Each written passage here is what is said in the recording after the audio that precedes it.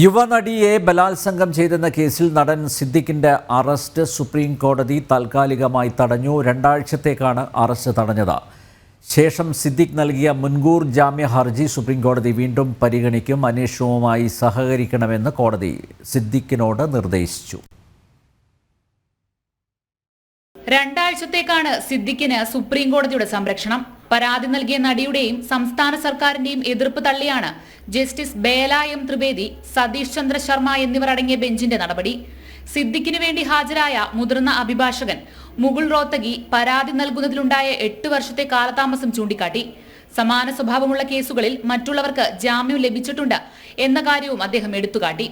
പ്രതിയുടെ ലൈംഗിക ശേഷി പരിശോധിക്കണമെന്നത് മുൻകൂർ ജാമ്യം നൽകാതിരിക്കാൻ കാരണമാക്കാമോ എന്നതുൾപ്പെടെ വിവിധ നിയമപ്രശ്നങ്ങളും സിദ്ദിഖിലെ ഹർജിയിൽ ചൂണ്ടിക്കാട്ടിയിട്ടുണ്ട്. ഈ വാദങ്ങളൊക്കെ പരിഗണിച്ചാണ് 2 ആഴ്ചയ്ക്ക് ശേഷം സിദ്ദിഖ് നൽകിയ ജാമ്യ ഹർജി സുപ്രീം കോടതി വീണ്ടും പരിഗണിക്കും വരെ അറസ്റ്റ് തടഞ്ഞത്. അതേസമയം അന്വേഷണവുമായി സഹകരിക്കണമെന്ന് കോടതി സിദ്ദിഖിന് നിർദ്ദേശം നൽകിയിട്ടുണ്ട്.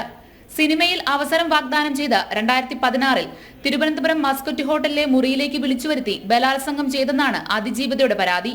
തങ്ങളുടെ ഭാഗം കൂടി കേൾക്കാതെ ഉത്തരവിറക്കരുതെന്നാവശ്യപ്പെട്ട് തടസ്സ ഹർജി നൽകിയ സംസ്ഥാന സർക്കാരിനു വേണ്ടി അഡീഷണൽ സോളിസിറ്റർ ജനറൽ ഐശ്വര്യ ഭാട്ടിയും പരാതിക്കാരിക്ക് വേണ്ടി മുതിർന്ന അഭിഭാഷക വൃന്ദ ഗ്രോവറുമാണ് ഹാജരായത്.